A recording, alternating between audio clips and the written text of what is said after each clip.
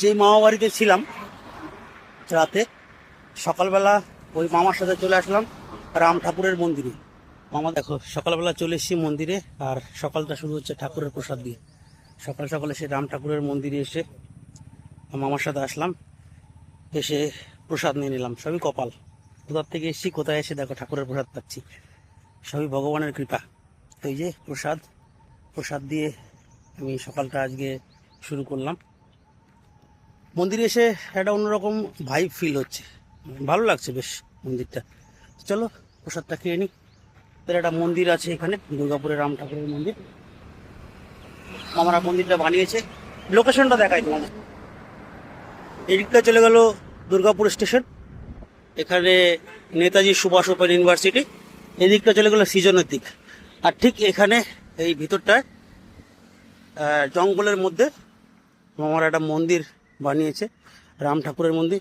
চলো তোমাদের, খুব সুন্দর পরিবেশ, প্রাকৃতিক পরিবেশের মধ্যে মন্দিরটা তৈরি করেছে মামারা কয়েকজন মিলে। চলো মন্দিরটা তোমাদের সাথে দেখাবো তোমাদের। চারিদিক জঙ্গল, খুব শান্তশিষ্ট পরিবেশ, ফাঁকা জায়গা। এই হচ্ছে মেন মন্দির। এই যে মন্দিরের ইতিহাসটা বলছি তোমাদের। এদিকটাও জঙ্গল আছে, দেখো ফাঁকা জায়গা, সুন্দর জঙ্গল। আর এই হচ্ছে মেন মন্দির। মন্দিরটা তৈরি হচ্ছে এখানে, রাম ঠাকুরের মন্দির। আমি আর মামা সকালবেলা নন্দীকে নিয়ে চলে এসেছি। ওই যে নন্দী দাঁড়িয়ে রয়েছে, ওই যে নন্দী দাঁড়িয়ে রয়েছে। আর এই হচ্ছে মেন মন্দিরটা। ওই মন্দিরটা আগে, ওই মন্দিরটা এখানেই ছিল। এখান থেকে ওটাকে ওখানে শিফট করেছে। শিফট করার পর এখানে মেন মন্দিরটা তৈরি হচ্ছে। এখানে তুলসী মঞ্চ হয়েছে, এই যে ঠাকুরের তুলসী মঞ্চ, বসার জায়গা সব ভক্তদের, এখান দিয়ে ভক্তদের সব বসার জায়গা রয়েছে, এই যে ভক্তরা সব বসবে। চাতালটাও খুব সুন্দর করে করা রয়েছে। আর এই যে মেন মন্দির, এটা মেন মন্দির তৈরি হচ্ছে।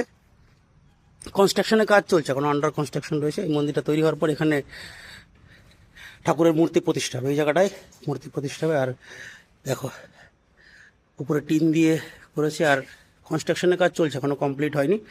নিচে টাইলস ফাইলস লাগানো হয়েছে, উপরে টিন লাগানো হয়ে গেছে।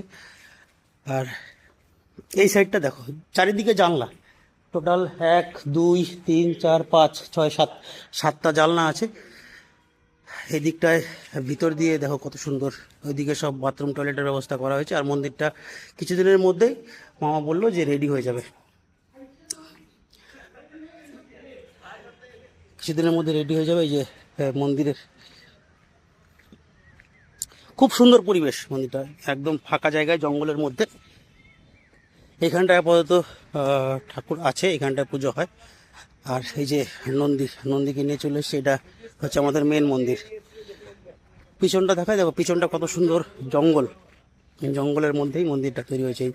ওখানটায় বাথরুম টয়লেটের ব্যবস্থা হয়েছে, সবার আলাদা আলাদা ব্যবস্থা করা হয়েছে। আর ওই দূরে রাস্তা, ওখান থেকে ভিতরে ঢুকেই মন্দিরটা। এখানে আপাতত ঠাকুরের মূর্তি রয়েছে। এই মামা হয়েছে উত্তম মামার সাথে, সকাল সকাল মামা বললো তাহলে মন্দিরে চলো, মন্দির থেকে ঘুরে আসি। এই যে উত্তম মামার সাথে চলে এসেছি মন্দিরে।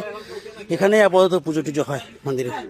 তো এই হচ্ছে দুর্গাপুরের নতুন তৈরি হওয়া রাম মন্দিরের জায়গাটা। তোমরা সব ভালো থাকো, সুস্থ থাকো। আর লাস্টে একটাই কথা, বাঁকা রাস্তায় কখনো দিশাহারা না। Good bye.